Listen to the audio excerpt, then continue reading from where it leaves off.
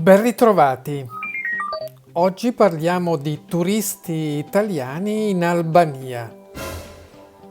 Dal turismo per l'estate 2023 arrivano segnali positivi, ma senza il tutto esaurito per la settimana di Ferragosto, a causa del noto aumento dei prezzi. Per consumerismo il turismo in Italia costa fino al 250% circa in più rispetto alle località dell'Albania.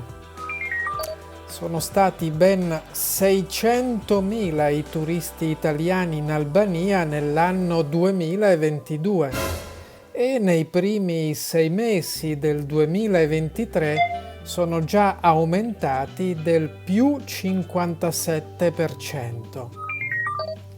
C'è un calo sino al 30% di pernottamenti di italiani nelle nostre principali località balneari e anche Croazia e Spagna attraggono sempre più italiani in viaggio.